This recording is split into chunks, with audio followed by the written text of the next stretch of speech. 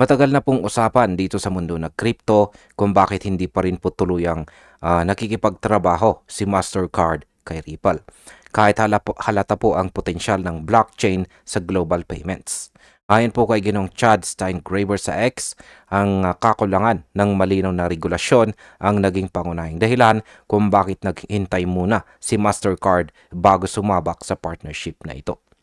Kapag mas nagiging malinaw po kasi ang batas, mas lumalakas ang kumpiyansa ng malalaking kumpanya na pumasok sa blockchain. At ayan po ang magandang balita para sa buong ecosystem ni XRP na siya na rin po ating pag-uusapan sa video na ito. At simulan po natin agad sa ating pinakaunang katanungan kung paano nga ba binago ng bagong stablecoin law ang laro.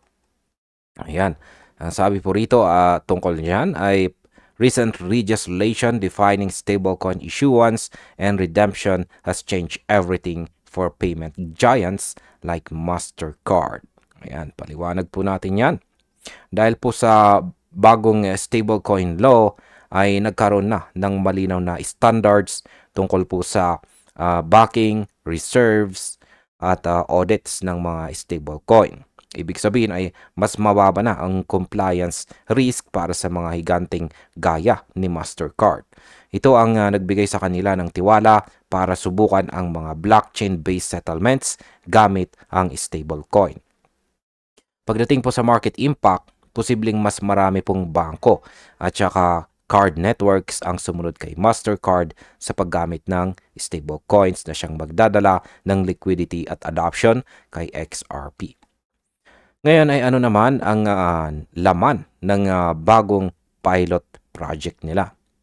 Yan, sabi rito ay Ripple's US dollar-backed stablecoin, RLUSD, will be used in a Mastercard pilot for credit card settlements on the XRP ledger.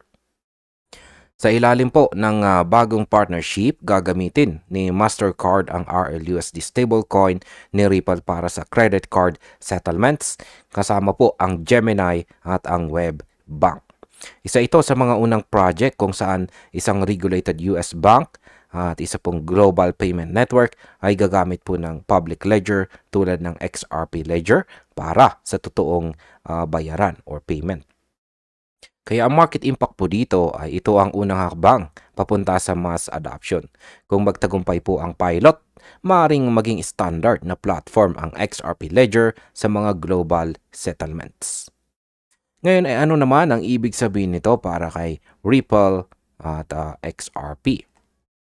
Ayan, para po kay Ripple, ito ay hindi lang partnership kundi validation po ng kanilang vision. Ang XRPL ay hindi na lang isang crypto ledger. Isa na itong contender sa tunay na payments infrastructure.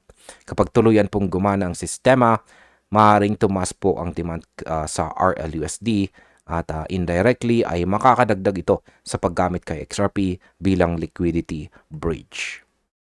Ayan, ang aking opinion naman dito ay ang hakbang ni Mastercard ay parang green light po para sa buong crypto industry. Matagal na po silang naghintay sa regulasyon at ngayong malinaw na ito ay kumikilos na po sila. Para po sa atin bilang mga traders at investors, malinaw po ang mensahe rito. Ang susunod na yugto ng crypto ay hindi na po hype kundi integration. Sa XRP, sa wakas, ay papasok na po sa tunay na mundo ng finance. At ayun, hanggang dito na lamang po tayo sa video na ito mga ka-crypto. Maraming salamat sa panunood.